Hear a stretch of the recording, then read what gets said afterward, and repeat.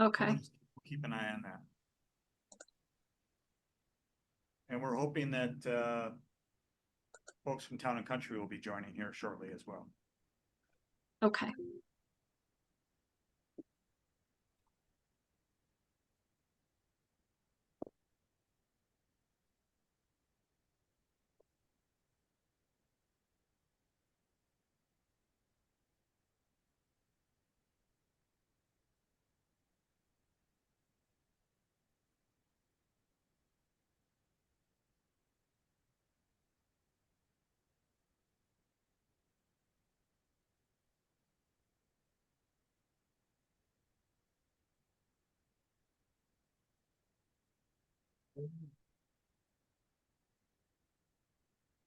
Right, John, we're recording on Zoom and then we have Facebook Live going as well.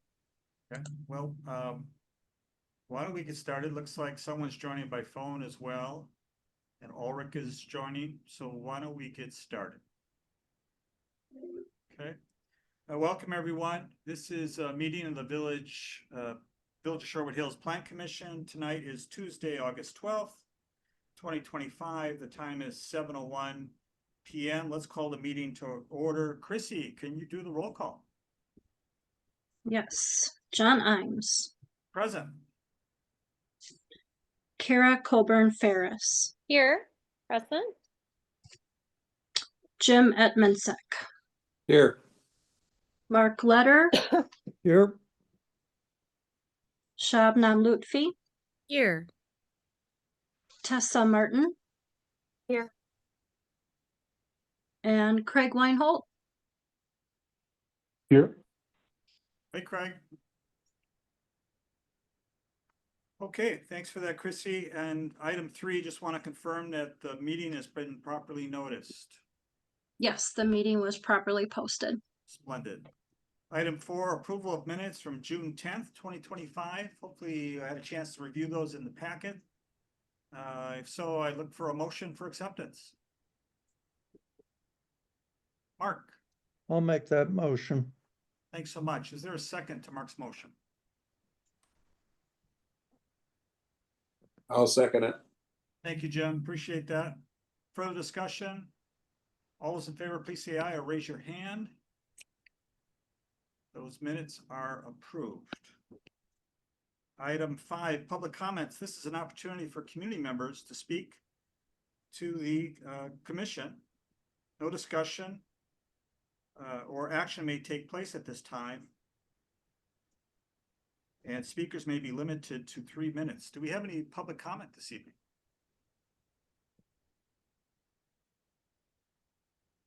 Looking if we have any public comment. Okay, not hearing, not seeing anything. We'll move on. Item 6, possible discussion, possible action of draft proposed ordinance changes related to zoning code chapter 10-R2 zoning district, chapter 23- land division public notification. We've got kind of the exhibits. I think there's 32 pages in the packet, plus we had some activity in the last hour or so. You probably saw that, some emails we got. Craig sent some stuff, Shabnam sent some stuff, we had a resident weigh in. So I just want to note those. And I think just before we get into it, I noted a couple of things, at least that I'm going to be thinking about. You guys feel free to think about those as well as we go through some of these items. I'll be thinking about clarity and enforceability to the changes that are proposed, make the code easier to interpret and apply consistently. I'll be thinking about neighborhood character. You know, will the setback and fire updates protect established streetscapes while allowing reasonable new development? I'm thinking about preventing loopholes. You know, do the basement, garage, and grade changes close, possible workarounds without creating unintended barriers? I'll be thinking about public engagement. Is the updated CSM notice process the right balance of transparency and efficiency. And I'll be thinking about future work on this, which of the future consideration items should we prioritize, moving forward? The garage dominance, the snout house idea, the public posting requirements, the porch attic definitions, etc. So those were a couple of my thoughts. I don't want to put Brian on the spot. He's fresh off an aircraft. So we've got Brian Berkowitz that's joined us, which is great. Thank you, Brian. I think it would be good just to, as we go through the items, bear with me 1 second. John, I can comment really quickly on this and just provide a little historical context. Brian, that would be awesome. If you could So following the last discussion that we had at our June meeting, we kind of split out. Craig Weinhold was spearheading some review of the village ordinances that he thought would be good or more applicable given the situation that transpired recently over on Columbia Avenue and or Columbia Road. And then I had reached out to our village planner over at Vanderwall and Associates. I tried putting together what I thought might be a good compromise version of some of the ordinance modifications, given the resident feedback, and gave that to Vanderwall to review. So that is why you have two side-by-side pieces of documentation this evening that we'll be looking at. One Craig put together, one that I put together, and then had Vanderwall review and add some notes to. And then I know Craig just subsequently sent out a revision that kind of took some pieces of both to help aid the discussion that tonight. So just wanted to provide a little bit of background as to how we got to where we are this evening. And I am happy to answer any questions that I can. I think Brian Berkowitz is here as well now. So he might be able to speak a little bit more to some of the review pieces of the ordinance and how applicable those are. But I think it might be beneficial for Craig if he is able. I know he has some connectivity issues being out of the country right now. If he wants to just take a real quick moment to just speak to his proposed changes tonight, and then we can get into the discussion.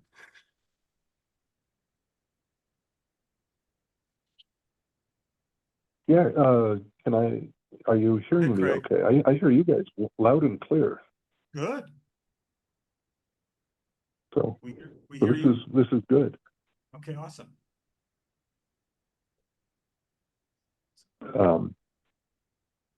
So obviously there's been, this is a progression of conversations. We started off in June that was very productive.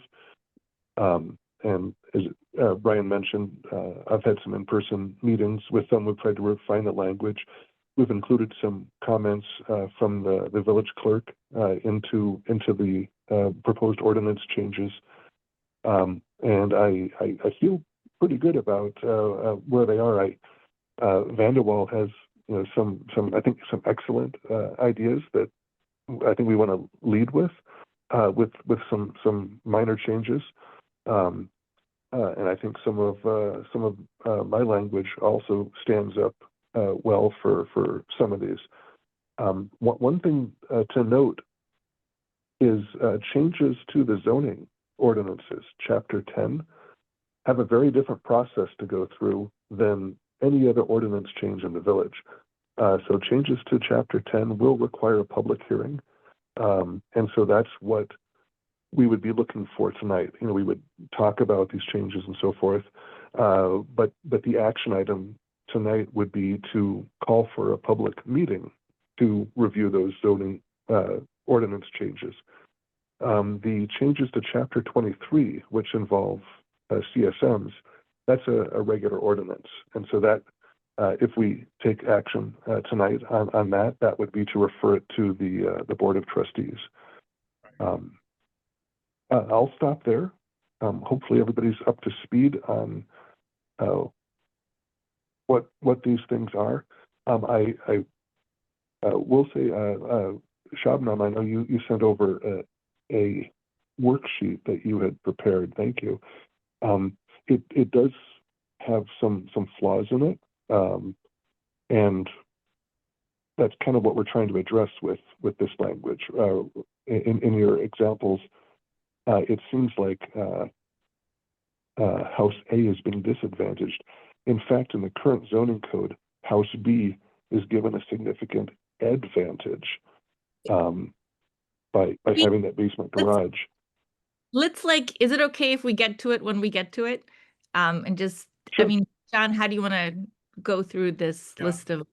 I was gonna suggest, and Craig, you can help us keep on track as well. I think we start with A1, the existing R2 zoning.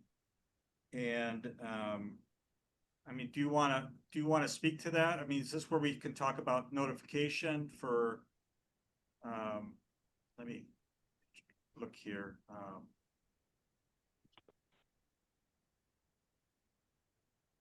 Yeah, Can you summarize the your? first thing. Yeah, go ahead. Well, the first thing is I know Vanderwall only focused on R2, but I think the changes that are made would also need to be made to R1. R1, right.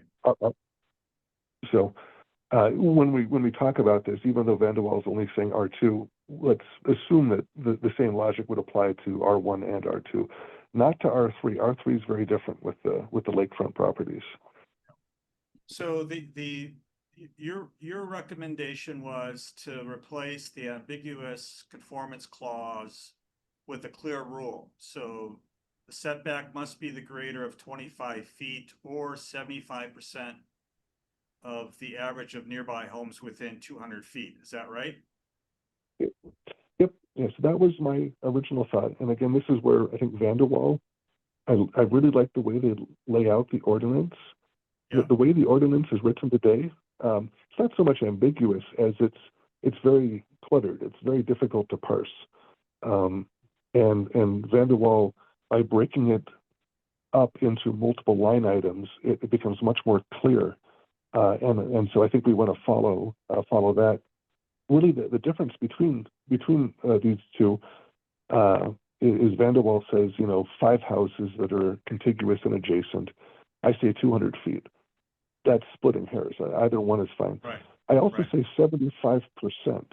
And the idea of saying 75% is to allow houses to move in a little bit over time, where Vanderwall says just the average, and you can't move in beyond that average. That always keeps houses farther away from the road, which I think is okay. But I also think the village has to evolve over time, and houses, are eventually going to move closer and closer to the road. So by giving them a little bit of flexibility to move in without being like a jarring amount of moving in is maybe a good thing to think about. I appreciate that context, Craig. I'm going to move to Shabnam in a second. But the only thing I wanted to add was that Vanderwall also added a 10-foot setback language. In no case shall the front setback be reduced less than 10 feet. I thought that was a reasonable addition. It was something that we talked about previously. Are you in agreement with that? I am. I had interject? not been. 1 second. Hold on, Shabnam. I'm going One, to ask the like, question. All I'm asking is there's a lot of people on the call and there's people who are watching. Can you guys tell us what page number of the packet you're referring to so that we're all on board? We're all looking at the same lines. Could you just tell us what page you're looking at? So that would be my writing is on page 7 of the packet and 8. We're looking at the bulk regulations for the minimum yard dimensions for the front yard.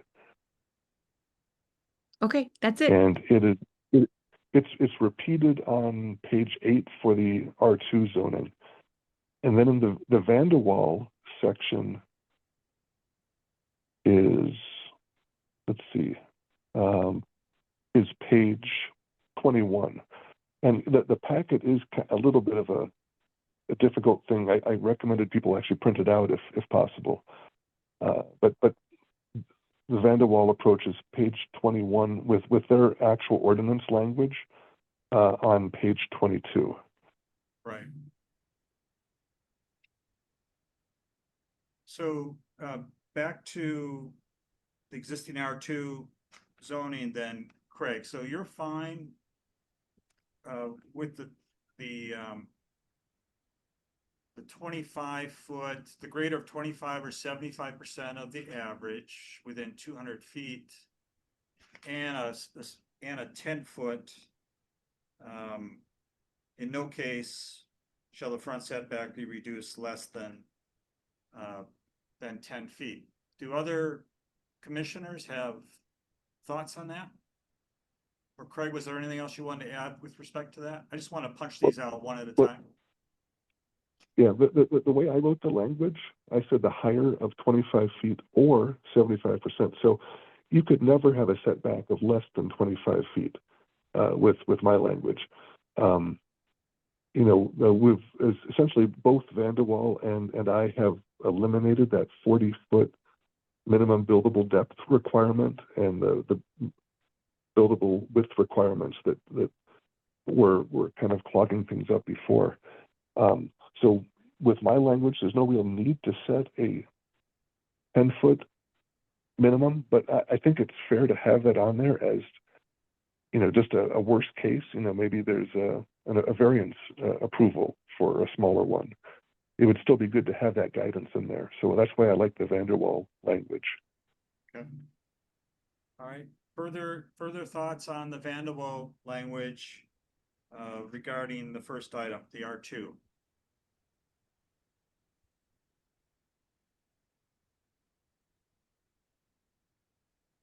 Okay. Ready to move on then? Can I just ask a question to sure. clarify? So, I kind of read that 75% as sort of handling, like, it wouldn't necessarily be, like, it could be less than 25 if there were some grandfathered situations. I think we have plenty of situations in the village where homes are within 25 feet of the front yard, but setback, but maybe I'm wrong about that. That's correct. And that's why it says the higher of 25 and the 75%. Again, this is, I think, why the Vanderwall language is probably superior to my language. My language was kind of a stab at it, but Vanderwall thought through situations like outliers and vacant lots and things like that. So what were you? Some changes. So I guess what were you getting at for this? For the 75. So it could be, it could require a 35-foot setback. Yeah, okay. Yeah, that 75% would be, say you had 4 houses that were all set back, 100 feet. Yep. That means you could maybe do a 75-foot setback, and that would be okay. But that was just, I was trying to allow for over decades for houses to move closer to the street without anyone ever having to look in their neighbor's backyard from their front, their front windows. That's what we're really trying to, I think, avoid. In the email I sent out, just at the last minute comments, though, and that's not in the packet, unfortunately, but I think all Plan Commission members should have it in their mailbox. On the second page of that, I have 3 changes to the Vanderwall language. And tell you what, why don't I'm going to try to share my screen, even though I'm on the phone, just so that people, I don't want to be talking about something that people aren't following. We're jumping around to a lot of pages, I know. Yeah, it's up, Oh, right? thank you. So you want to walk It is up, we can see it. Why don't you walk us through it? Okay. So this is the straight language from the packet. Here's the packet, the language from, and then these are, I typed it up. The first thing that the Van de Waal does is they define a new term called infill lots, and that's great. But then they say how it's defined. In our definitions, these numbers get renumbered all the time as new definitions are created. So I think it's best to strike that out. We don't do other ordinances with that. The second change is they say the front yard setback may be reduced to the mean or the average of the immediately adjoining lots, and they have this calculation for it. I don't like that term, may be reduced. It sounds like you start off with 25 feet or whatever the standard setback is, and then you can reduce it based on this. And that's not what the intent is. The intent is to actually set the setback. And so I say, in the green is my rewriting. It's the front yard setback will be set to the, then their calculation. Then you can read all about their calculation. The final change is they included vacant lots in their calculation using the minimum front yard setback, which is 25 feet. And I didn't think that was fair. I think vacant lots should be excluded from the calculation because these calculations might be done for that very vacant lot. And then that vacant lot would influence and lower the setback. So if your neighbors all had 100 feet and then you have a vacant lot that counts as 25 feet, that would change the mean quite a bit of those properties. So these are three small changes. I'd like to run them by Van de Waal to see if they agree. But if there's any discussion on those, I'd like to. I'm curious what people have to think if they agree or disagree. Yeah, Craig, I know Ben Rohr had a conflict. I think he is at another municipality board meeting tonight that was a command performance, but I'd want to see, I'd want to hear, personally, I'd want to hear what Van de Waal's reaction is to it before I dive into it too much. But yeah. I mean, I appreciate the additional detail, the additional clarification, the rationale. I'm sure the zoning administrator will want to hear from Van de Waal on this as well. We'll have some thoughts on this. So that's my reaction. Any other reaction from commission members? Shabnam? I mean, I think I'm generally supportive and in favor. We want at least a 10-foot setback, 25 for safety reasons. But you've got this 75% analysis as well, because I'm assuming that that's for the character of the street, so that one house is not sticking out from the rest. So I think it sounds fine.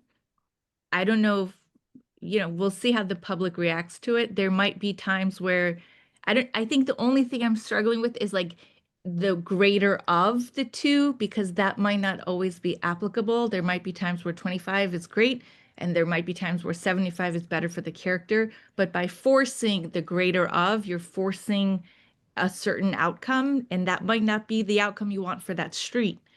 So, but just some thoughts. A good thought. I'll respond to that. So that was my language, which I'm in favor of the Van de Waal language, which doesn't have the 75%. It simply says, look at the 5 adjoining lots and take their mean setback, and that's going to be your setback, whatever the average is of the 5 adjoining lots. So it's a little bit different calculation. It's more, I guess, in keeping up with the character. But yes, it would restrict houses from moving much closer to the road than the neighboring houses. So if we were trying to think about 2 deep houses, for example, like a house with an ADU in the back, where the house needs to move closer to the street than all the neighboring properties, this would be a problem for that. Mark, I see your hand up. Yeah. Look, I'm a little troubled by where we are in this process. My hope, if not my expectation, was that the Plan Commission would receive a markup of the ordinance. A single document that we would go through. We would see each of the proposed changes in context. We would go through it, and then we'd vote it up or down or express our, opinion. And what we're kind of faced with in this packet is several documents. We're dealing with Vanderwall version. We're dealing with Craig's version. I mean, I appreciate all the work that's been put in, but I just think it's difficult to follow. And if it's difficult for me, it's got to be difficult for the public. I mean, the fact that tonight we didn't even have any public comment. So we'll be potentially approving or approving changes, proposing changes without any public comment at all. It makes me uneasy. And I'm just concerned that we'll end up putting this into a public meeting, and if it's not a lot more straightforward than it is now, it's going to be very difficult for the public to follow, very difficult for the board to follow. So I really am concerned about that. I'll just leave it there for right now. Okay, thank you, Mark. Shabnam? Well, I do think Mark has a good point. And we could just be adding some additional information.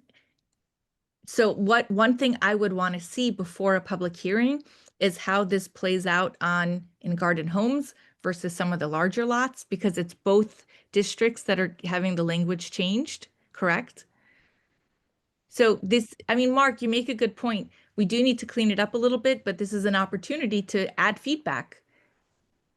And I think that's fine, Shabnam, and I think that's what we did at the last Plan Commission meeting when Craig brought a number of changes before us, and that was very helpful. What we're doing tonight may be helpful, but the fact that at the end of the day, at the end of the meeting, we're not sitting with in front of us a red line version of a single document or a single chapter or two that makes it very clear what we're voting for, it bothers me. And the fact that we don't have any public input prior to passing this on to a public hearing concerns me as well. I would love to hear from Brian Mooney about his thoughts about this process, but I'm just afraid it's going to confuse more than elucidate the issues that are before us. Thanks, Mark. Brian, did you want to respond to that? Sure, John. So yeah, I mean, it is difficult because we were trying to do and accomplish two different tasks here, and we did have the benefit of one meeting. Craig Weinhold was gracious enough to meet with myself, Brian Berquist, John Imes, and discuss kind of his plan for what he was looking to accomplish. Again, he did say he was going to be out of the country, so we were simultaneously trying to put together the version of what kind of summarize the feedback of the commission members at the June meeting, and also some of the ongoing commentary from the public related to the Columbia property matter, to try to put at least a version forward this evening that the commission could discuss. We can make minor adjustments to based on the feedback received, and possibly have a edited version that can be moved forward shortly thereafter.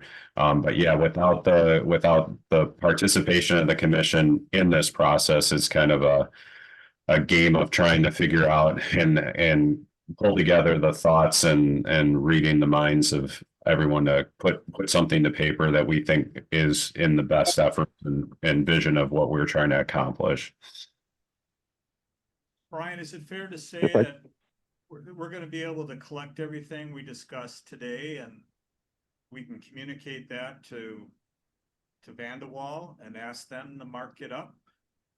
And then make that available for the plan commission to review and understand? I think depending on the version of what the commission members comment on tonight, I don't think there's too great of differences. I know some of the language between Craig and his most recent email, I think kind of agrees to some of those changes and some of the language. I think it's a matter of just hearing from the other commission members what they're comfortable with and trying to advance something with maybe minor edits and get something back to the commission members as quickly as we can to say, are you comfortable with this version? Okay, And then, if I could, go ahead, Craig. yeah, so in the packet, the Vanderwall document, and Mark, I completely agree that the packet got to be confusing. But my changes were redlined, just like you were talking about. If I'm still sharing, where I went through and edited the actual documents, and so you can see what's struck out, what's new, and then comments point to that other document that describes where those changes came from. But we have the Vanderwall information that we need to reconcile, and that's, yes, I completely understand and sympathize. It is confusing, and before a public meeting would get, a version that everything is redlined, like these. Yeah, I think when we go before the public in the public hearing, there ought to be just one version that the public can, Yep. express their opinions about. Yeah. And, and the public may be disinclined to that particular set of changes, or it might be supportive, I don't know. But I think it just confuses them when we say, well, one person thought this and another person thought that, and here's two sets of documents with their respective positions. And I just think it makes it very, very difficult for the public to really understand what the impact, not just what the language is, but what the practical impact is going to be on the property owners. How many properties fit in one category versus another.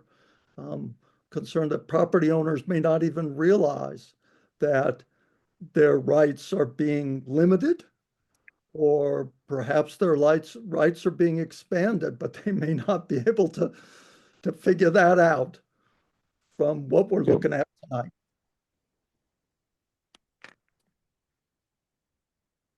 Okay, Shabnam, you have something to say? Just that Kara has her hand up.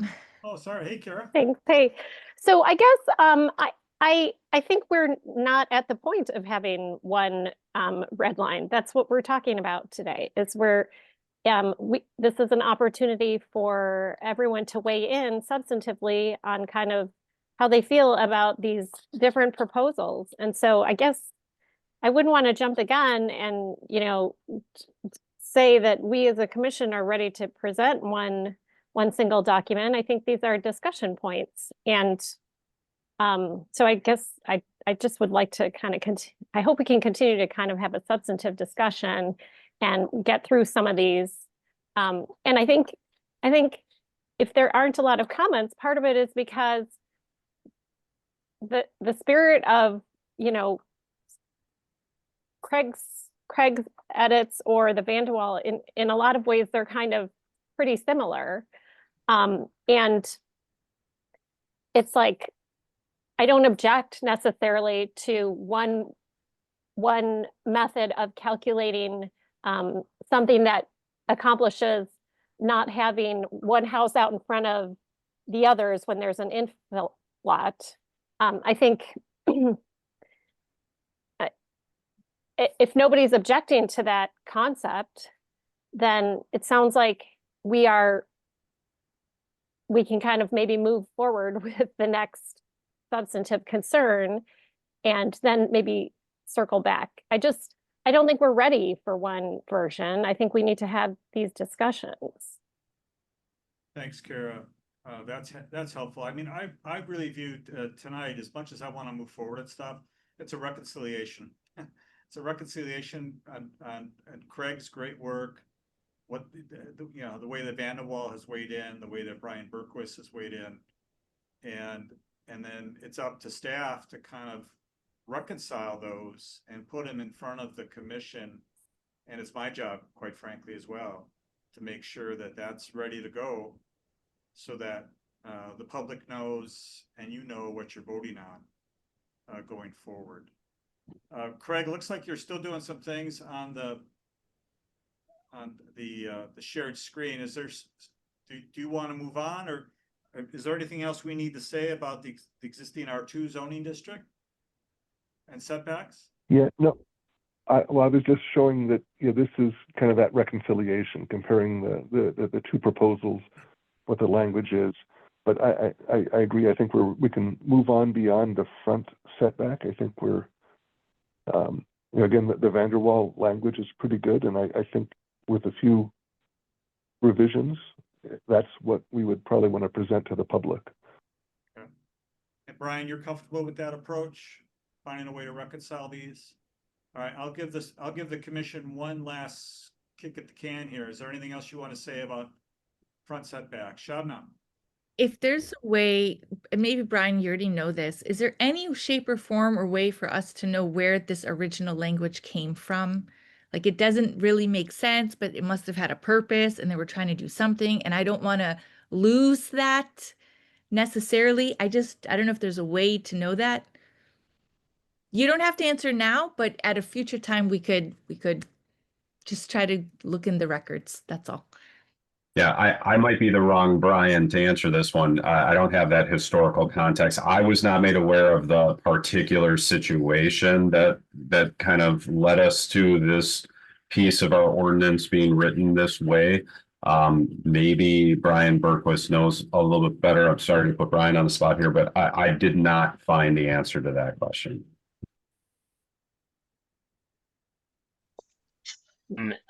I don't have much more to offer.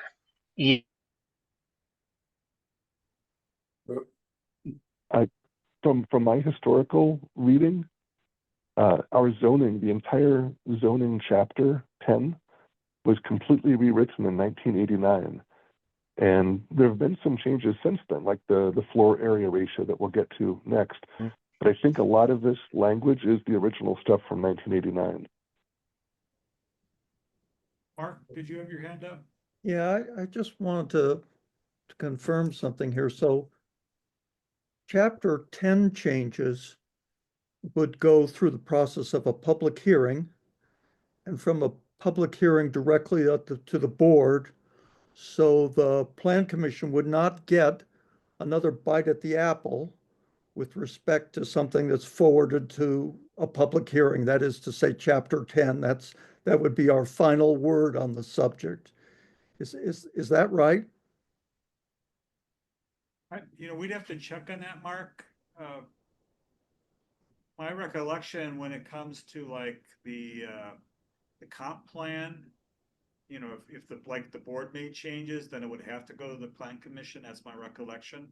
So I'm not sure, the statutes determine that, but sometimes if the board makes changes, sometimes it has to go back to the Plan Commission by statute. I just don't know if that's the case here. Yeah, I think it would be useful to know what that process is so that commission members know whether this is essentially their final word on the subject, or whether they'll have an opportunity to, as they learn more from the public and through the hearing, Right. to comment. Well, Make we changes. would certainly have that that information before the public hearing is held. You'd have that process information on the front end. Craig, were you going to add to that? Well, I completely agree. If it does come back to the Plan Commission, that would make sense based on that public feedback. I couldn't figure that out from my quick read of ordinance, what the process was. It looked like it went straight on, but that's a question for the village clerk, perhaps. Yeah, and we'll clarify that before that hearing is held. There's statutory notification requirements for that hearing, so we'll have some time to determine that, finalize that, communicate that. Are we ready to move on to the item A2, the zoning text for chapter 10? And then Craig, do you want to start that discussion? Just want to kind of summarize? Yeah, let me, I've got the packet up here. Here's A1. Let me go down to A2. Okay, so here's A2. Yep. Do you know offhand And what this number that is in the packet? This is page 5. Oh, yeah, it's page 5 of 32. I can see it now. Go ahead. Yeah, 5. Yep. And this is redlined. So here we are in R1. So Page we 7. already talked about the front yard. We'll skip the front yard setbacks because we've already talked about those. Okay. And that's the same for R1 and R2. Yep, you're on page 8. Now you're on page 9. Now I'm going to the bottom of page 10 Okay. is the FAR, the residential floor area and height limitation. And this is where the other changes are. And Van de Waal made no other changes here. So these changes that you see redlined are really the only ones on the table. And Brian, I'm trying to remember, did Van de Waal review these, or did they just defer to us and defer to Brian Berquist on this? I'm putting Brian Mooney on the spot. I just can't remember how this was. This was the version that I worked on and prepared it and sent over to Van de Waal to review and provide commentary on. Okay, but they have not provided commentary on it, according to Craig. No, the comments are the off on the margin here from what they put in. I know these are actually my comments. His comments. I don't see anything in the meeting packet from Van de Waal about these. I'm sorry, I am looking at the wrong one here. This is only Craig's version. I apologize. Worries. But Brian Berquist is also here to respond to some of this. So Craig, why don't you go ahead? Gotcha. Okay.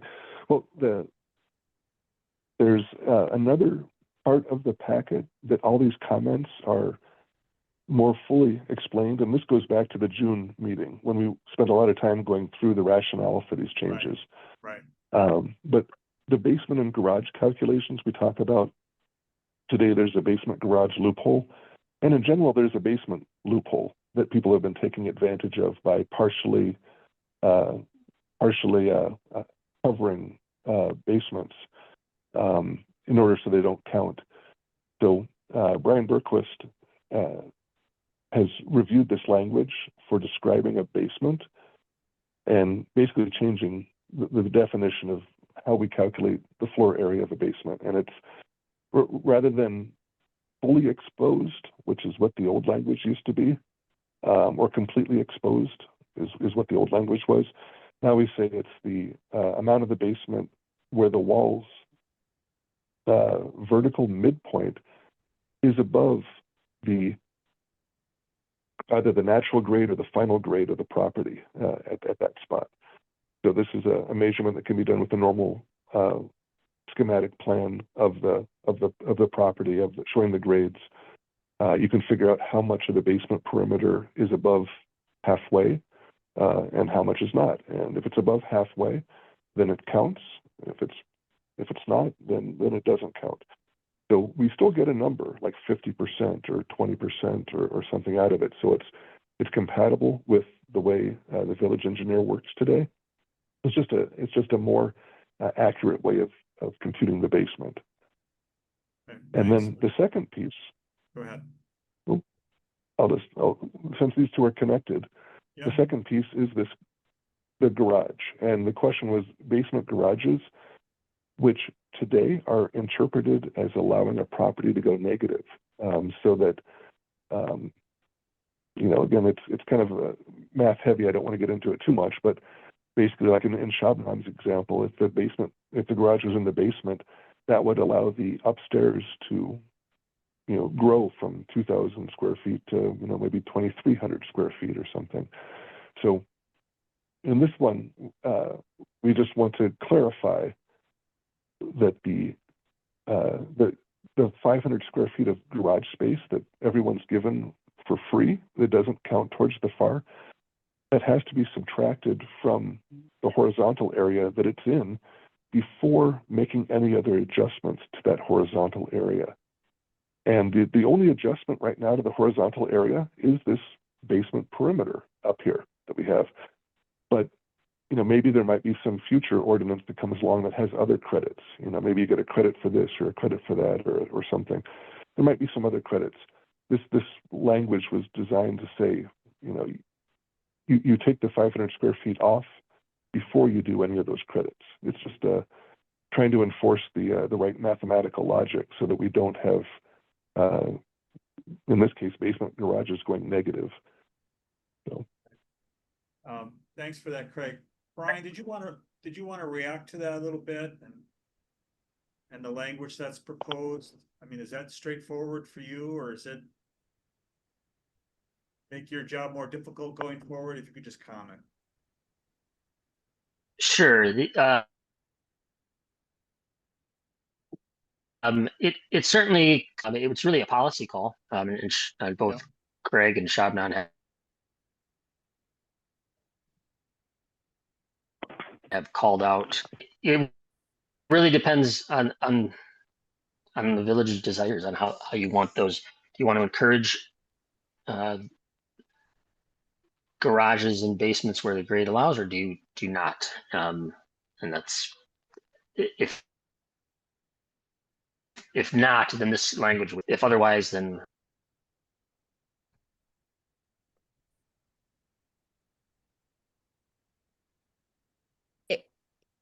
Brian, I think some of we're having trouble hearing full sentences from you. Maybe take your camera off. Maybe that'll improve your connection. let me give this a shot. It does clarify it if the desire of the if the desire is to basement garages,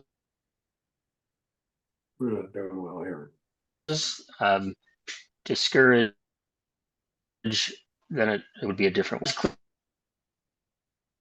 Not working. Clear it up, and I think clears it up for the. Yeah, Brian, we're still only getting about 60% of what you're saying, but I think we have the gist. So, Shabnam, I see your hand up.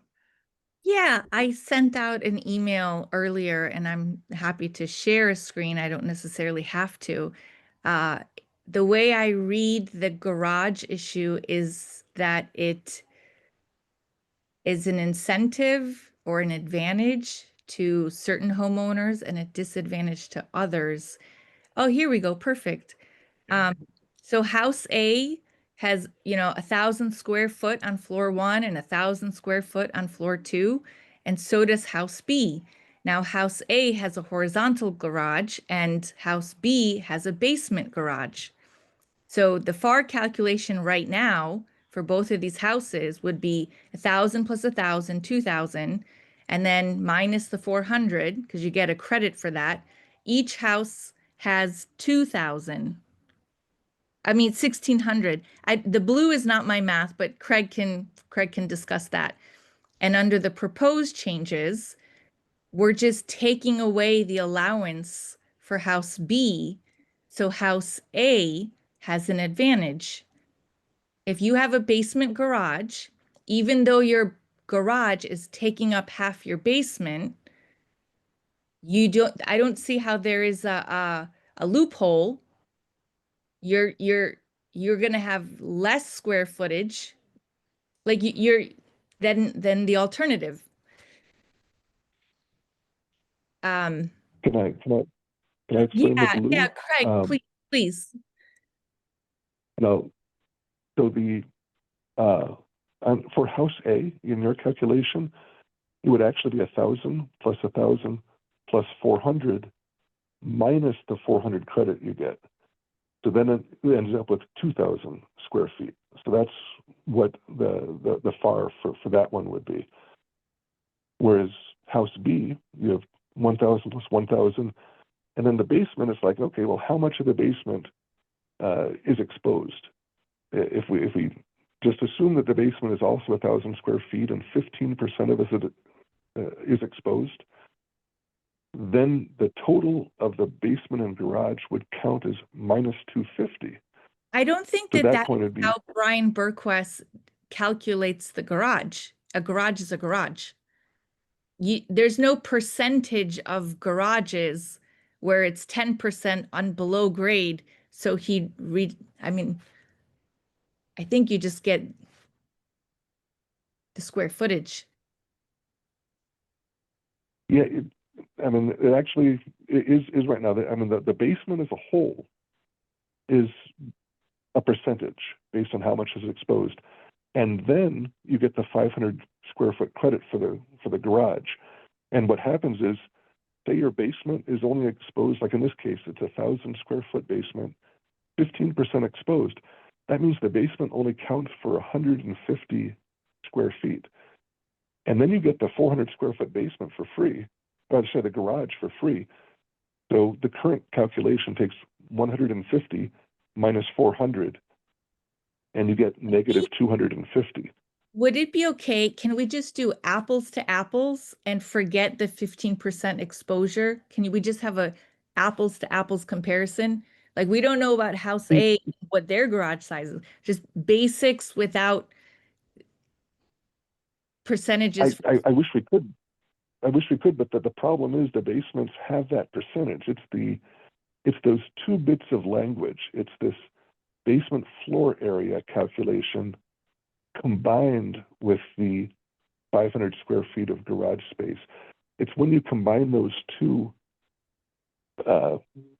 rules together, and the order that you combine those rules, but let's assume this problem shows up. Just to have an apples to apples comparison, let's assume the basement is 100% below grade. So we can get rid of the 15%. Just both basements are 100% below grade. But it can't have a garage then, because there's no way to drive into the garage. I think we do have like an houses elevator. that have the basement 100% below grade. We absolutely do. Plenty. But it's got to be exposed where the garage door is. That's okay. So you did in house A 1,000 plus 1,000 plus 400 minus 400 to get to 2,000. Mhm. So in house B, Yep. 1,000 plus 1,000 plus 400 minus 400. It should be the exact same under the current zoning code.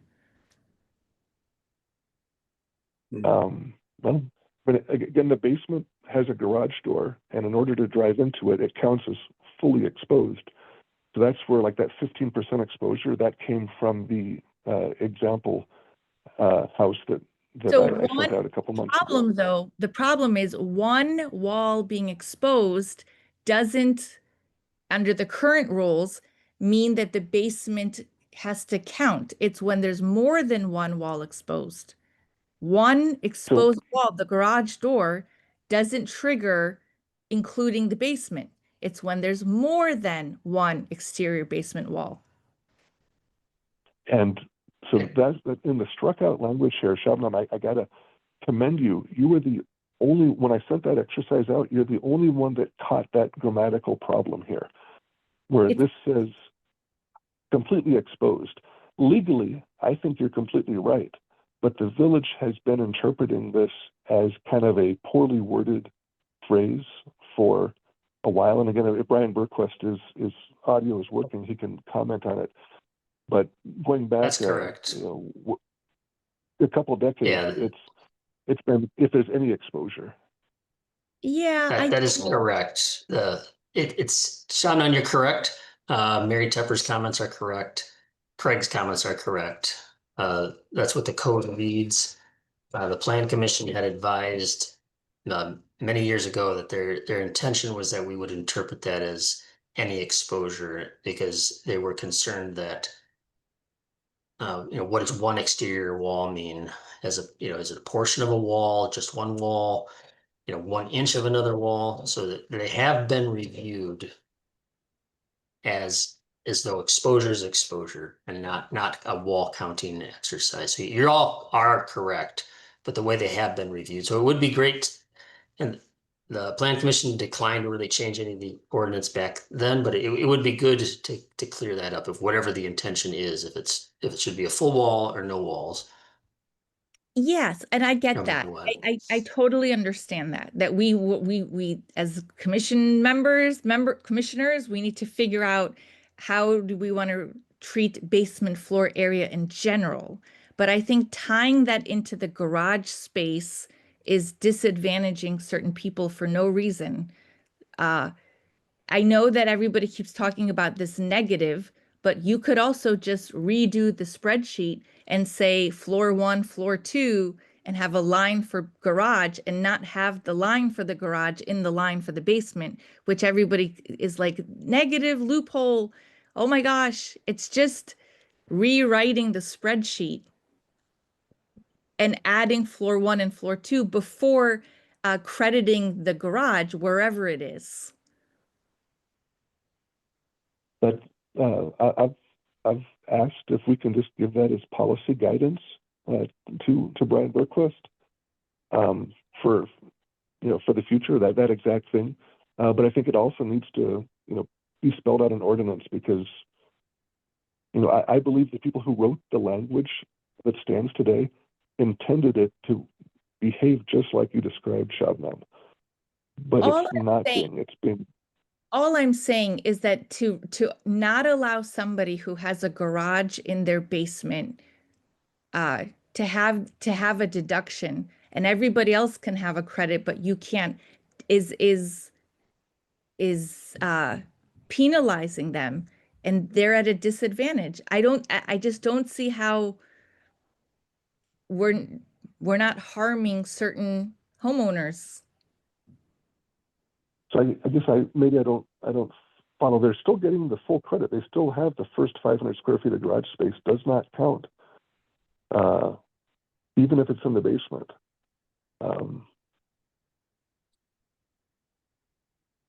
So I'm gonna Right. jump in. This discussion is fruitful, I think.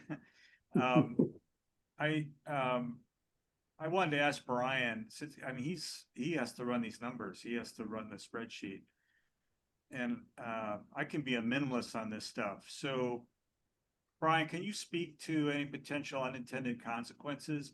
I mean, the first 500 square feet of garage space, to Craig's point, that's for everybody, but which is to be subtracted from the gross horizontal area before applying any other floor area adjustments to that horizontal area. Is that clear to you? Is that for your purposes of calculating? It wasn't clear to me, so which is why I keep asking the question. It would be clear for me if that's where you want to go, and I see there's some discussion in the comments. Yeah, I'm seeing that. I think it kind of comes, I would suggest to the group that it comes down to a policy decision of if there's a basement garage and the village wants to encourage that to hide volume underground, then you would apply the full credit. Because assuming everyone's going to have a garage. However, if there's less incentive to use a basement for your garage instead of have just out and about, then you could change it.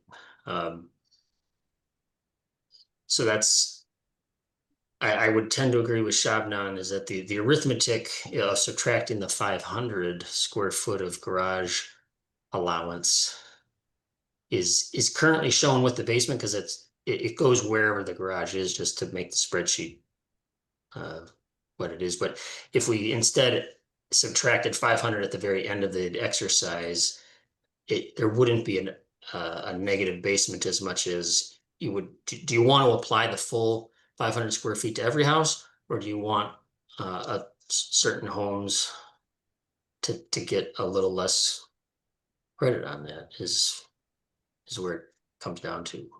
But to your question, John, yes, that would help. I think future reviewers just place it there.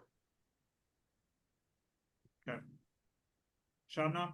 Well, I mean, and we can continue this offline. It might be like a 45-minute discussion of like doing math and figuring out houses and stuff.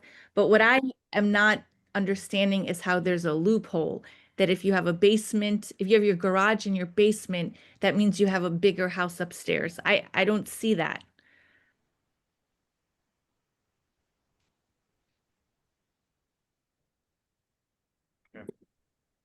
So, Yeah, it's how the math works out. It allows the house upstairs to be bigger if the garage is put in the basement. Because you don't need that space for the garage. I don't know why I don't. Can anybody go back to my spreadsheet and just show me where it's off? Craig, can you switch screens? Where is somebody getting an advantage? So in the current zoning code, House A Mhm. has a FAR of 2,000 square feet, and House B has a FAR of 2,250 square feet.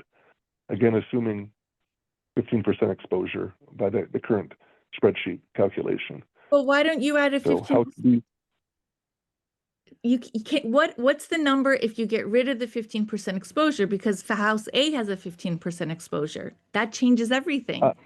It's not an apples okay, to so apples that was comparison. I know.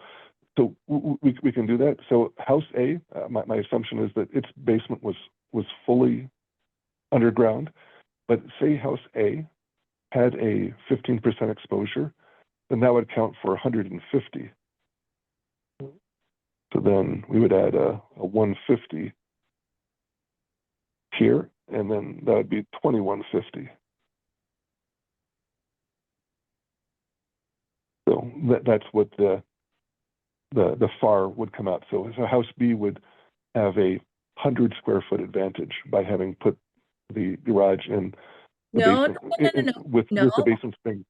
Here's the thing though, House A has an advantage because FAR is a limit.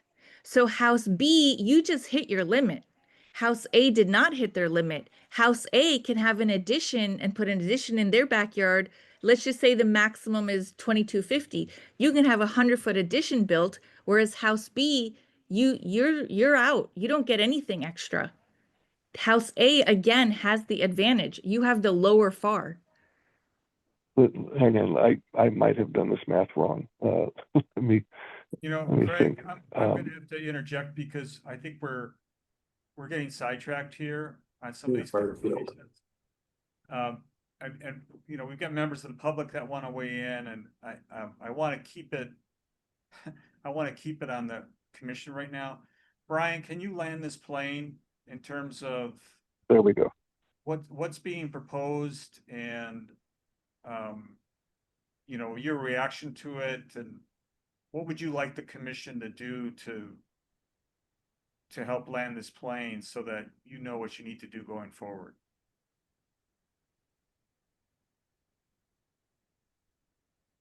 If I could put you on the spot. I think it would, if there was some guidance on the more than one wall of a basement, that would be helpful. If you want to keep it as it is, then defining what more than one wall is because the reason it came up is there's some walls are only 3 feet long, some walls are 40 feet long. And you know, what does that mean? So that's why the interpretation was directed back then, was just count all exposure.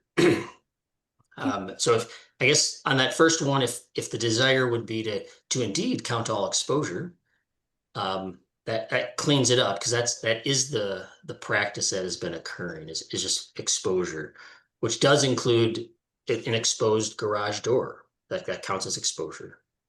So that just be either go for the percentage of the total basement floor area is just exposed, or if you'd prefer to keep what's there as it's more than one wall, you know, provide some guidance on what, this sounds silly, but what is a wall? You know, is there a certain distance that you would imagine? And then for the garage, does the group feel that a 500 square foot garage should just be provided for every property? Or if someone has a buried garage, is there a feeling that, well, you know, garages are not particularly attractive, so therefore we'd like to incentivize putting them mostly below grade other than the door, and that would encourage that type of construction. That'd be my 2 cents, is still tackle them as 2 different things, and just determine, do folks want to prorate that garage credit or don't you? So, Ryan, that's helpful. It sounds like we're gonna have to reconcile this. And I encourage members of the public that have strong opinions of that to share those opinions in writing, you know, with the village administrators, that we can incorporate those as well. I think we've got some really sharp people in the village that you know, would have good opinions on that, and we'd love to hear from them. Shabnam, I'd like to wrap up the discussion on this and move on. Sure. So I'll give you that opportunity. Sure. So I would love to, you know, work with Craig and Brian Berquist to figure out if there is a loophole like that. We want to figure that out. It's going to take some math to figure that out. But putting that aside, how much of basement floor area should or should not be included, forget the garage for now, is worthy of discussion. And I would love to hear from the commissioners what they think about the basement floor area.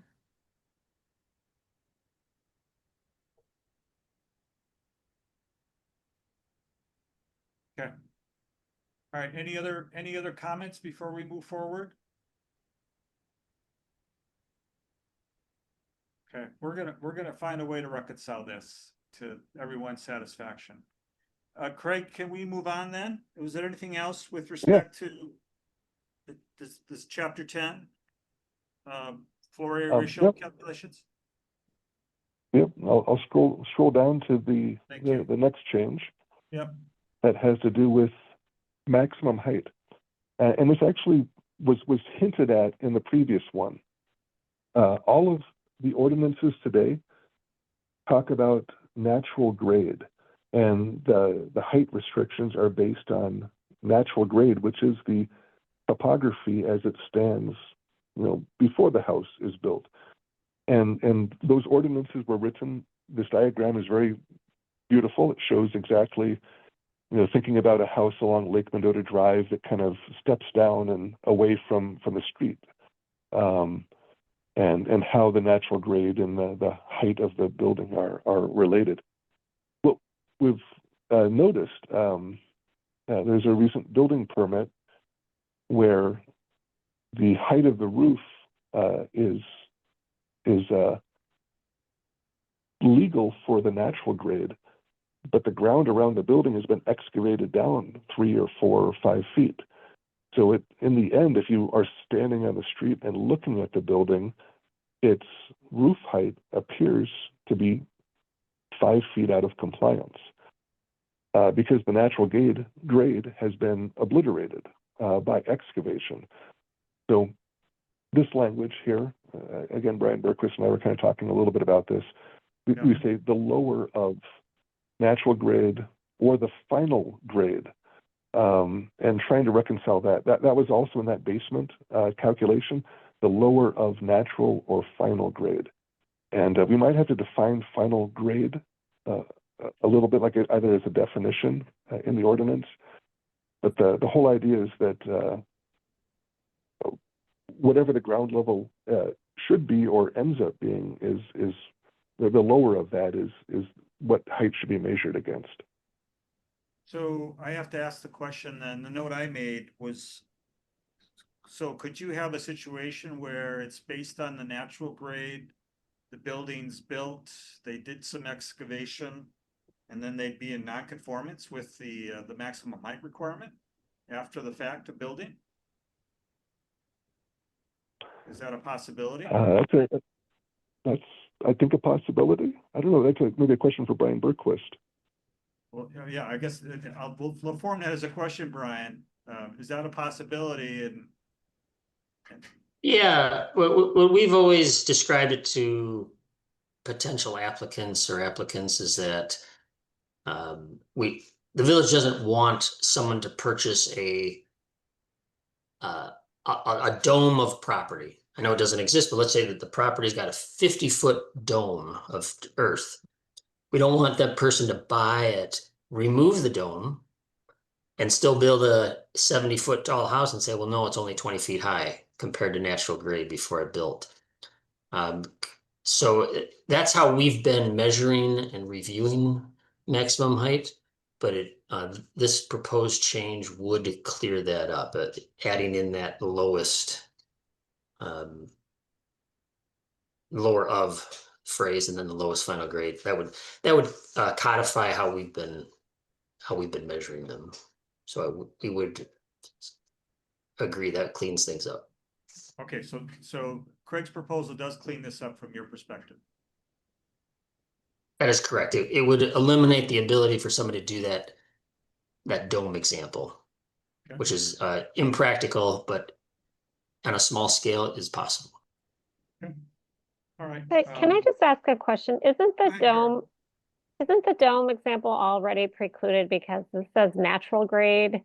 And don't you have some, I mean, if there's a dome, it's not natural grade. I mean, I isn't shouldn't have natural called it a grade dome. related to, but I mean, natural grade is related to the grade in adjacent properties, the grade around it. Like, I mean, my sense is that like, that's something that an engineer would be able to, that the engineers, you know, can identify. And I guess I'm a little concerned about this additional restriction because I think that this is, you know, whether or not people excavate after they've built, the intention is to prevent, you know, homes that are obstructing other views or towering over adjacent homes. And I guess having more exposure lower down doesn't change that. Like, I guess I don't quite know what would be accomplished if we eliminate the example of kind of an artificially built up parcel. I don't know what is accomplished by this. And I do worry a little bit about trending toward more restrictive as a broad, as a very broad comment, because I think that we do need to evolve as a village. And I wish this conversation were happening in the context of an ADU discussion, because I think that these pieces fit together. And I think we need to incorporate that concept into some of the things we're talking about today. And we're not doing that. And I think the ADUs, that needs to be a policy discussion that the commission has. We need to talk about the direction that we want to go. And I think we might miss something if we get too in the weeds about all of this without hitting on some of the really big policy questions that we're facing in 2025. You know, in a village that is really, really constrained, getting really, really expensive and unaffordable. And I think we have, you know, broader things that we need to consider. Thanks for that, Kara. Other reactions to the maximum height discussion?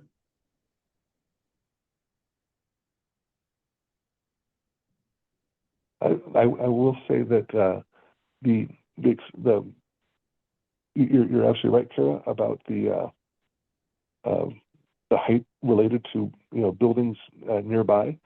But what does happen is, you know, from the street view, an excavated property could have a vertical wall that's much higher than it should be, or has the appearance of towering over the street higher than it should.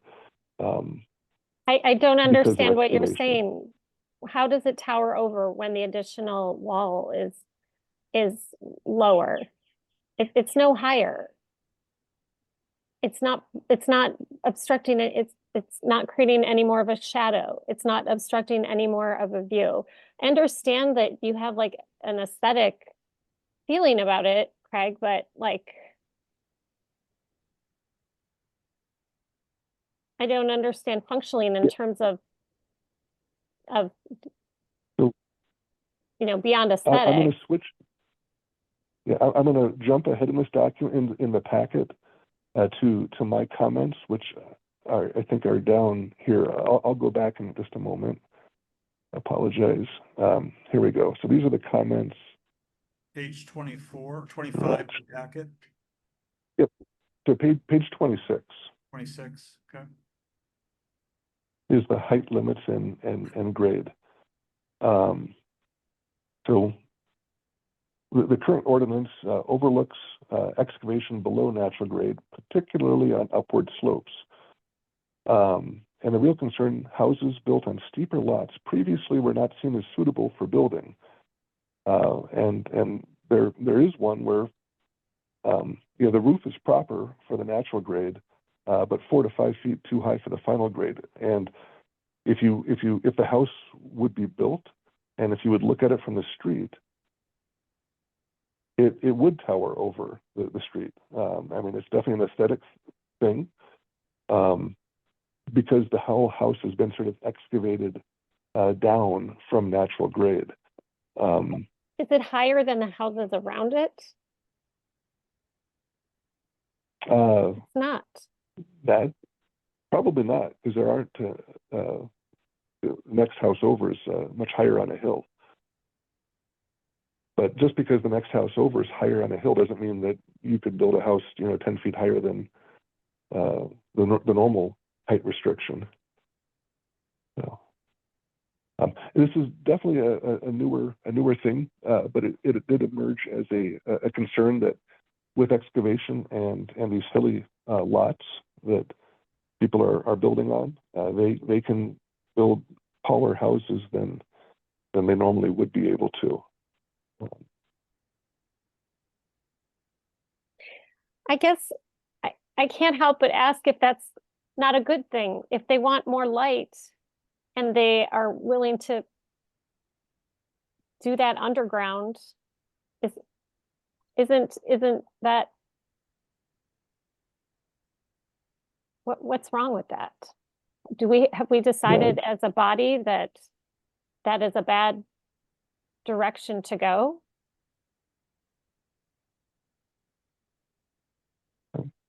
That's a very good question. It is definitely an aesthetic.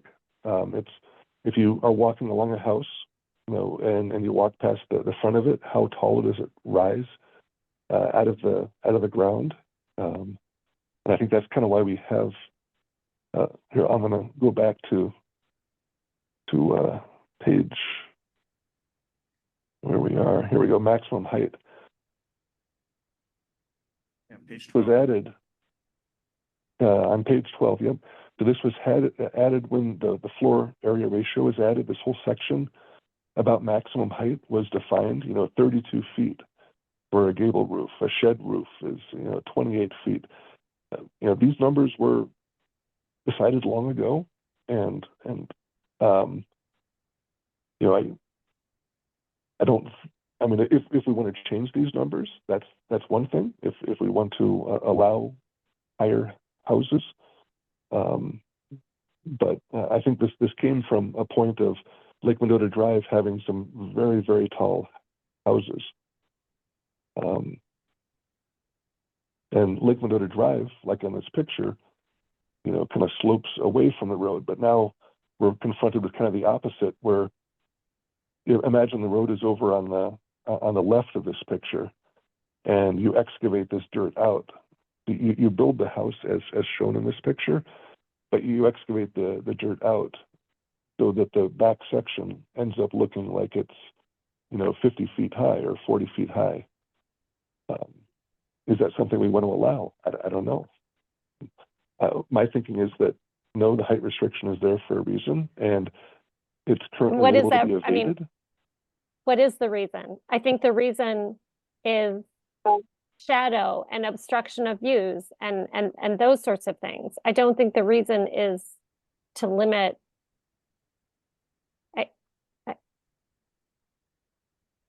I'm not sure that we're really, talking about the same thing here. Yeah. Again, I feel like we're getting Well, into, I guess I just have to make this policy point. People in the village here pay a lot of money for their property, and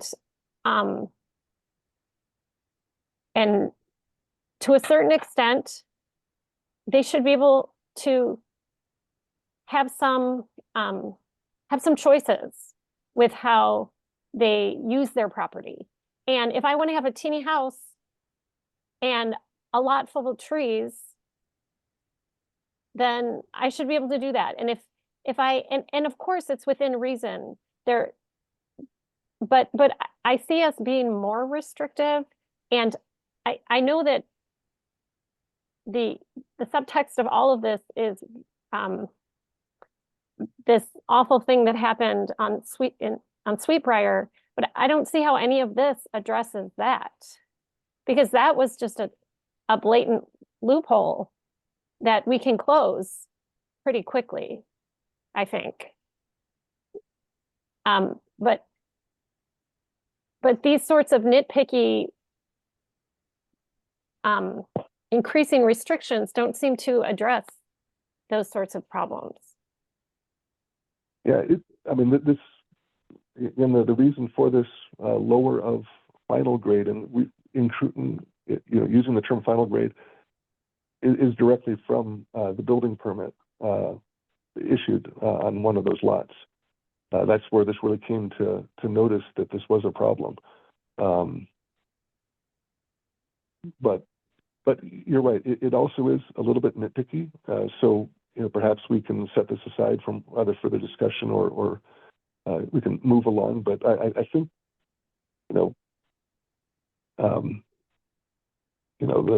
the height restrictions of the village are well established, and if we want to raise those, that's probably a different issue. Right now, people are able to build houses that kind of evade the height restrictions by using excavation, and maybe that's okay. But in the one building permit that I saw that abused this, it was most certainly not okay. It was very jarring. Shabnam, I see your hand up. I think Kara makes a good point. There's plenty of things to do regarding this specific property. Notice, we're going to get to it. CSM stuff, we're going to get to it. But rewriting the whole code for one house, I don't know if it's the best way to proceed. How many houses have had this issue that we are addressing this? It seems to be one building permit. Do you write your code to address one house? Do we revise our code? There's notice issues that we have and there's other issues. I don't necessarily know if this is the one that we should be focused on when ADUs have not been addressed for 2 years. Okay. So, Craig, are we able to move on then to the public hearing notice section of things? Yeah, let me, hang on, there's one, oh yeah, then the final change to section 10 was the final grade, just defining that. Just like natural grade is defined, final grade would also be defined. So, and that's the last thing. So yeah, I think we can move on to the CSM, section 23. Let me find that. That is. Can before we get to it, can we pause for 1 second? Can I ask a question? Go ahead, Shabnam. I wanted to ask a question to Brian Bergquist. And Craig, thank you for all the time you've spent on these changes to our zoning code that are very important and we need to address. But is there anything else, Brian Bergquist, from your experience over the last 2, 3, 4, 5 years, where like, here's another part of the code that I always run into trouble with, that it's constantly coming up? If you can think of anything off the top of your head, that's great. But if you want to tell us later, that's fine too. I don't want to put you on the spot, but we're spending this time going through the code. What else has come up?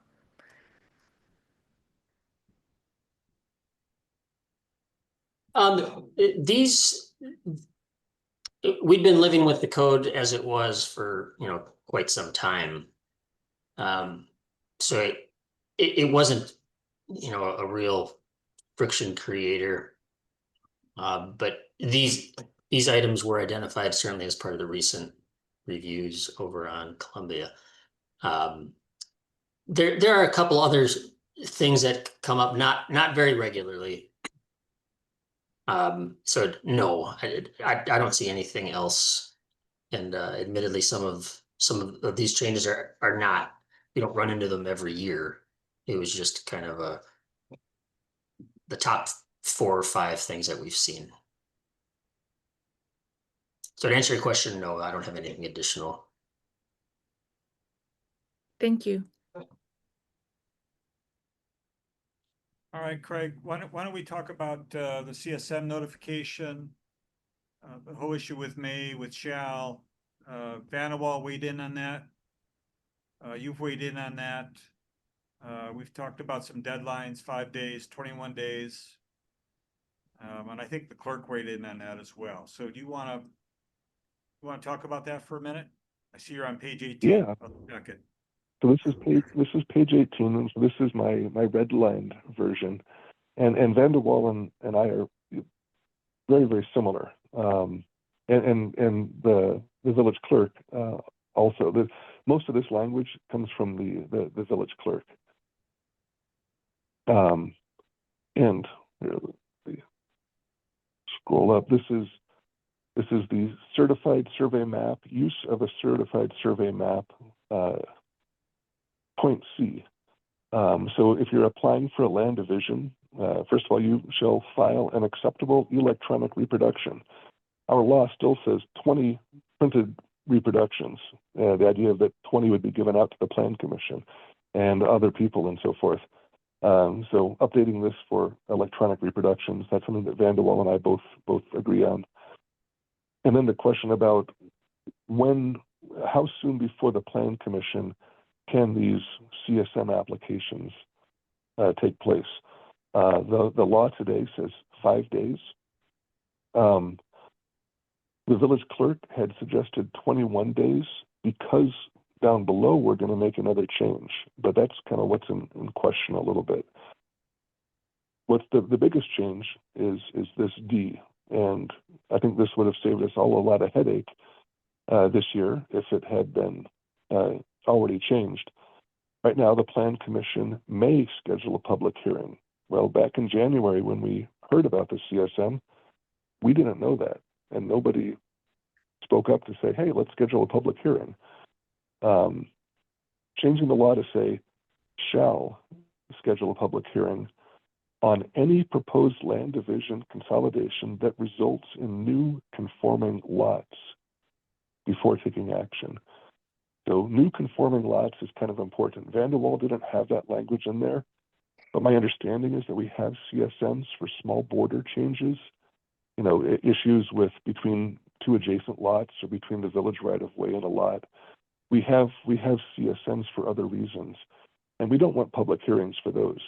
But if the idea of a CSM is to create lots that are buildable, which means conforming, you know, that's where a public hearing shall be scheduled. Now, the question is the Plan Commission, does that affect how many days before the Plan Commission meets that the applicant can submit their stuff? The clerk thought 21 days because the assumption was those 21 days would be used to schedule that public hearing. But I've read a little bit more closely at our laws, and the Plan Commission actually will be doing the scheduling of that hearing. So, you know, if somebody submits their plan on, you know, week 1, and then the next week the Plan Commission picks it up, they'll schedule a public hearing. That'll take 2 weeks or so to schedule and execute, and then it would get back to the Plan Commission the following month. So it, you know, based on that scheduling, this 21 days might be a little excessive. The way I've tackled that is to say, let's ask the village clerk for a review of this and figure out what is the appropriate number of days. 5 days is too short. It's kind of too fast to even act on a CSM, even to get it into a packet. So, you know, at minimum, changing this to 10 days or 14 days is probably on the table. But whether it should be 21 days is still an open question. The second open question is, how is public notice done? And Vanderwall referred to, let me find here the CSM. Here's my notes about, yeah, so Vanderwall wanted public notice in keeping with an ordinance that had to do with zoning or zoning rewriting. So, for example, Garden Homes, if Garden Homes was all of a sudden rezoned to be R2 or something like that, this ordinance has good public notice stuff, but it also has a lot of things that don't apply to CSMs. And so I don't think it's really the right place to do public notice for it. What the village clerk recommended is what is in this, and this is directly from the village clerk. The language for public notice, put it right into this clause. So you don't have to jump anywhere. You don't have to refer to any other ordinances. You can just read it. And it has something about, you know, 10 days public hearing, notifying people 300 feet away from the proposed CSM, and so forth. You know, it has a bunch of things that I think people are really clamoring for. So I think this version of this Clause D, rewriting this, is strong and will save the Plan Commission and the village board hopefully a lot of headache in the future. So Craig, you would use the clerk's notice language to kind of strengthen this and create some clarity, and then extend the submission deadline beyond the 5 days to 10, 14, 21, whatever works for proper scheduling. Is that fair to say? Yeah, whatever's, you know, talking to the clerk, the clerk is very clear that a lot of things put an undue burden on the mechanics of village government. You know, how many hours in a day and so forth. Right. So you don't want to delay things for no reason, but you certainly don't want to push things and make everybody, you know, turn everything into a fire drill unnecessarily. So let the village clerk set that date. Okay. Shabnam, I see your hand up. Well, two things. I like the shall.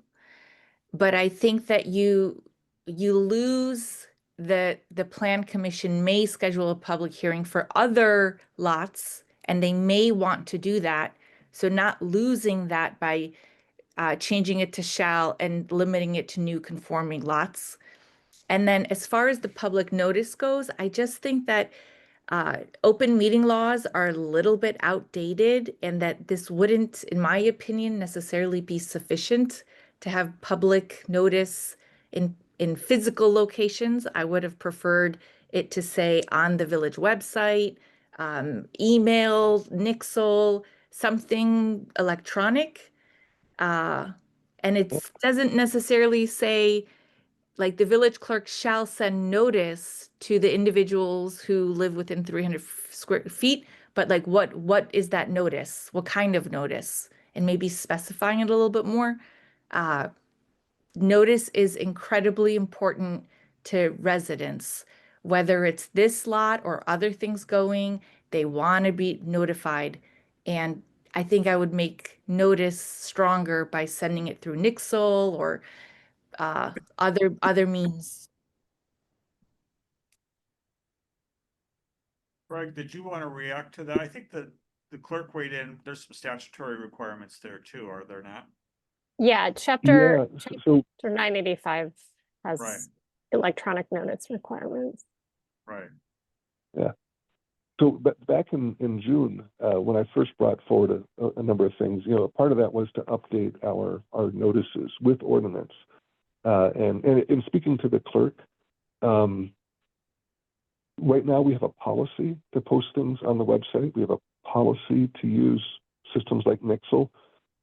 But if it's required by ordinance, and say the system is down, say our website is crashed or been hacked or something, that becomes a real problem. And so the clerk was very insistent on keeping things kind of old school for ordinance, even if policy is more modern. And I wasn't going to push the issue, but I think that's something that maybe will change over time. Hey, Craig, I think one of the challenges that Julie Fitzgerald was mentioning regarding the electronic notification system like Nixle is that it's a voluntary program that we administer right now. So we don't have a database of everybody's contact information within that. So there's no guarantees that everyone, if we utilize that source, whether everybody within that radius necessarily is signed up for that kind of notice program. Can I add That's a something? good point. Go ahead, Shabnam. Like, this is so important. I think it's unbelievably important, but like, I think it needs some more detail. Said notice shall be sent 10 days prior. Is that enough? If somebody on my street is going to divide a land and you send the mail 10 days in advance and I get it 3 days in advance or 6 days in advance, is that sufficient? Maybe we bump it a little bit more, because clearly notice is so important to residents. If I got it 3 days before a hearing, I would be an angry resident.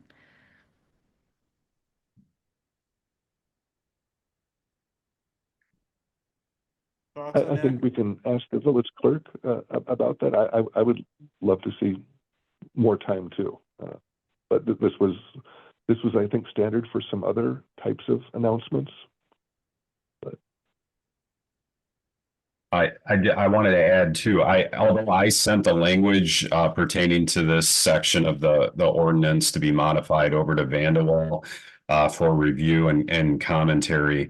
I will add, I know it's not going to be a popular opinion, but the planner that I spoke with did mention they were against making an update to this section of the ordinance to require public hearings. And he stated that they have, or he in particular, currently serves or oversees 23 different municipalities, and none of them have an ordinance requirement for a public hearing regarding a CSM.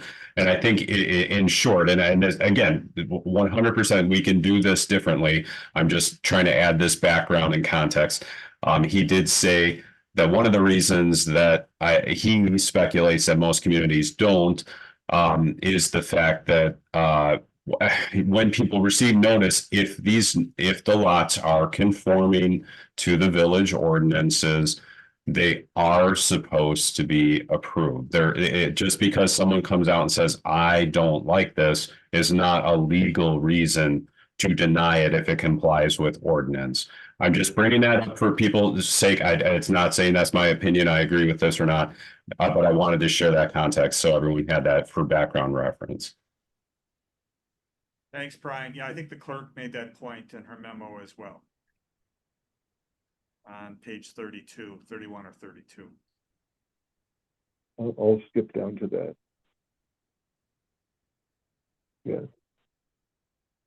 Oops. Here we go. The CSM. Yeah, keep in mind,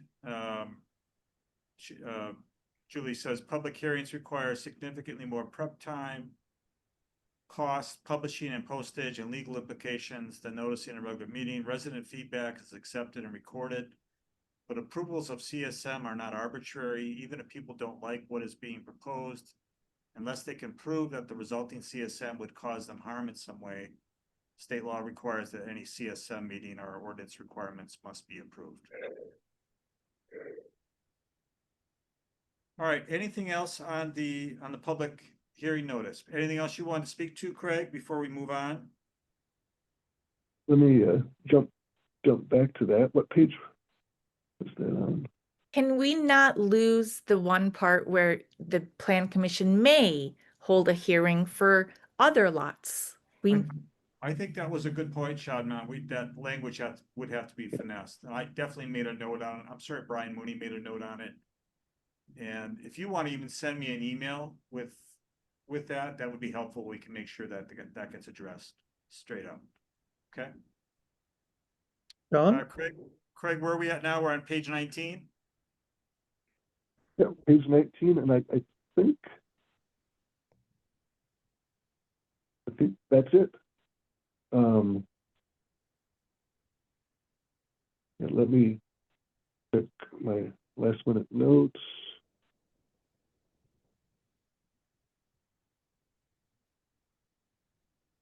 There we go. The basement garage calculation height limits and grade are the two changes that Vanderwall didn't have really a comparison for. And we talked about the infill lots and the front setback. And then we talked about the CSM stuff. So that now in June we talked about a lot more. And in my notes in the meeting packet, you can read about how some of those other things were either tabled or put aside, and also what new business we have. And John, you alluded to this earlier. There's issues in the Sherwood Hills comprehensive plan that I think we can take some action on.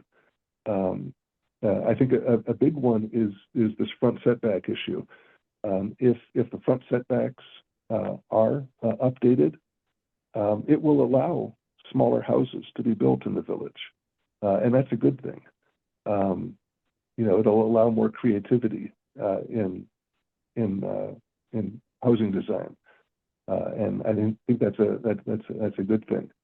And that's one of those village comprehensive plans. I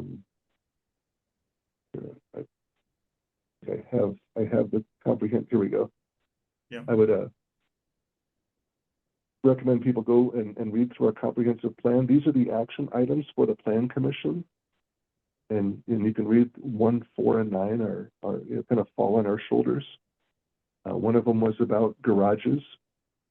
The good news is this garage language, we already have it in the Garden Homes Overlay District. We already have some very nice model language that was produced for that. We can try to adapt that to R1 and R2. There's number 4. Again, I think small homes, cottage homes, we need to have the ADU discussion. We've had it in the past. Time to do the work on that. But I think changing our front setback rules is a step in the right direction for number 4. And then, number 9 is the full ADU.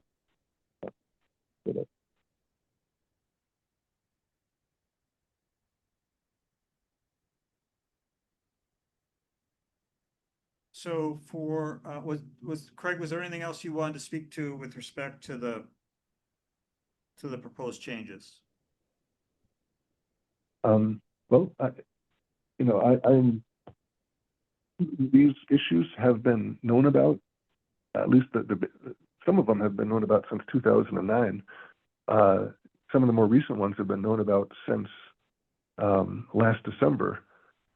And we've had conversations and they've all been good, great feedback. I definitely want to move this along and not have it fall to the wayside like previous efforts to deal with some of these have. Brian Berquist mentioned that, we talked about this many years ago for one of the issues, the basement issue. And then ultimately nothing was done. It just kind of atrophied. I really don't want that to happen. So I am very motivated to move things forward. But obviously we need to reconcile the Vanderwall language, come up with a single strikeout version, address some of the issues raised today. Right. Can we, if that all can be done, does it come before the Plan Commission next month, before the public hearing, or is it possible to schedule the public hearing kind of between Plan Commission meetings? I don't know if that's pushing too hard.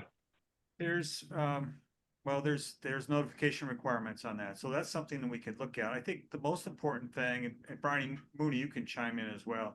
The key thing is, this is to Mark's point earlier, we need to reconcile this. I think there's general agreement. I'm not hearing, major pushback from the commission, but what I am hearing is this has to be in a presented form, and we can't be going back and forth between one version or the other. We really have to have a red line. And, I think between me and Brian Mooney working on this and working with you, Craig, and Vanderwall with Brian Berquist weighing in, we should have a red line version that the commission should react to. I would caution about last minute information submittals. I think it makes it harder for commission members to pivot. So try to avoid the last minute if we can. Yep. If we can help it. But I think we've got enough information. I think we've talked about this at a couple meetings now. I'd like to see the commission act. I'd like for the chapter 10, we'd have to schedule the public hearing. I don't know how other commission members feel. I think we've had some good discussions here. I'm not 100% on board with everything that's been proposed, but I certainly, the setback issue is something I'm interested in addressing sooner. And so reconciling that with Vanderwall, I think there's some general agreement there. The FAR, I'm getting more comfortable with, but so that's those are some of my initial thoughts on this. Other thoughts from commissioners, Mark? What they'd like to see? I guess what I would like to see is the differences, it seems like, have been narrowed between Craig and Vanderwall. And I think the way to go here is to ask Brian Mooney to kind of resolve those differences one way or the other. So if Craig and Vanderwall can work it out in a compromise, wonderful. But if they can't, then I think it just defaults to Brian as the zoning administrator. Brian can consult with his counterpart, Brian Berquist, if he needs some technical assistance, and get us to the point where we're looking at a single red line version of these changes, and we can just focus on those. And, clearly some commission members will agree with everything in that document. There may be some exception, but at least we're all focusing on exactly the same language exactly the same document and moving it forward. So that's my recommendation. Thanks for that, Mark. Any other thoughts from commission members?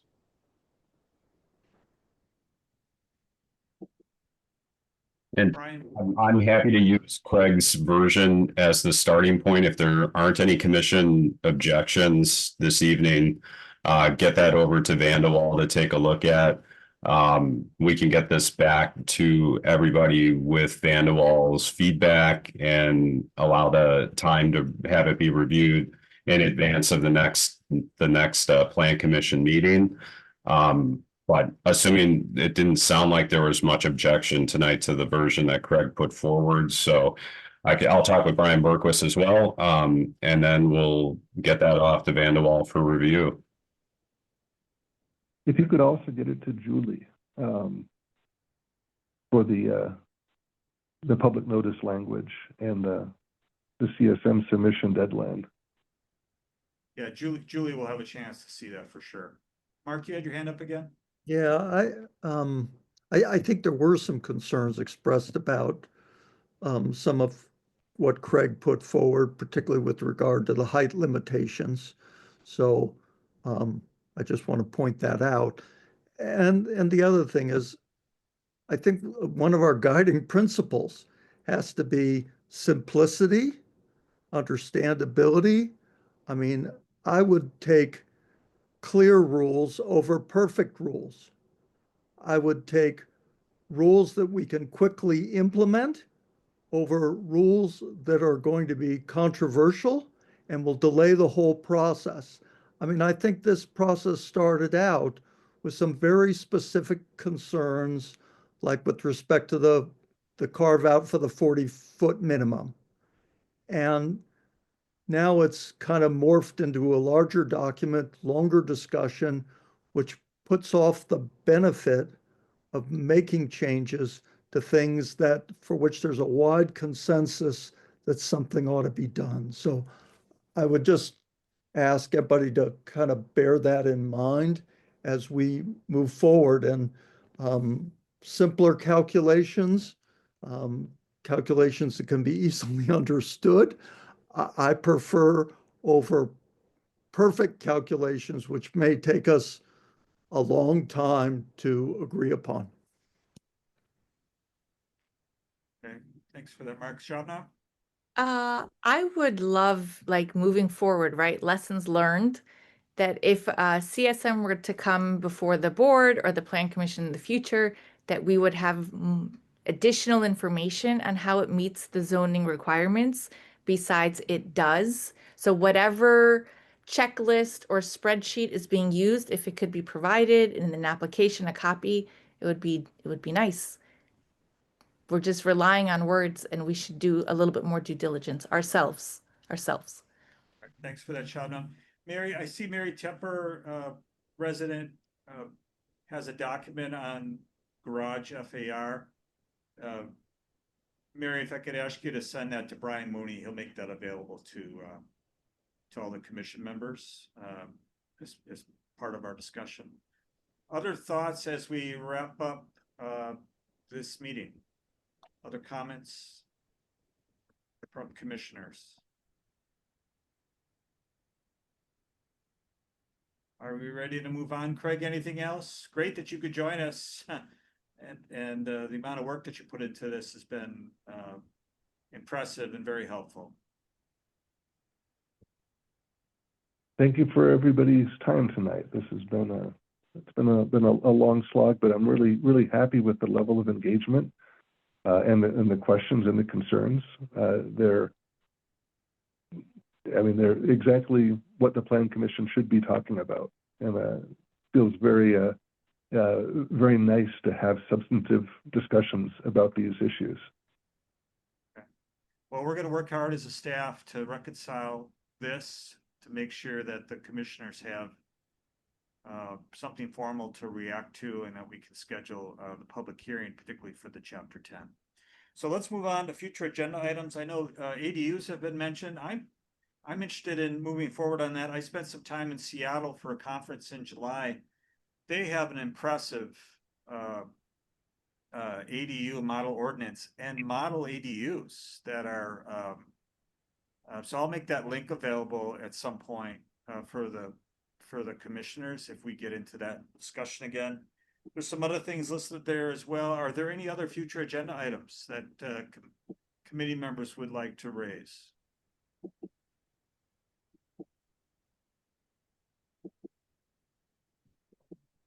Okay. All right, not seeing any. Our next tentative meeting date is Tuesday, September 9th at 7 PM. Brian Mooney, anything else from you? I know you've been up since like 3 o'clock in the morning with your travels today, so glad you could be here and glad we could keep this meeting under 2 hours. Anything else you need to share with the group? I don't have anything additional, John. Okay, awesome. And Chrissy's probably still with us. She sure is. Chrissy, thanks for your help. Stepping up for Plan Commission. Really glad to work with you on this. Just welcome. And then otherwise I'd ask for a motion for adjournment. And thanks for all the residents, by the way, for joining us this evening. I know folks have a particular interest in the work that the commission is doing in this area. Do I have a motion for adjournment? I move we adjourn. Thanks, Kara. Great to see you. Thank you, Mark, for seconding. All those in favor, please say aye. Raise your hand. Aye. Everyone have a pleasant summer evening, and we'll be back in touch. Good night. Good night. Take care. Good night.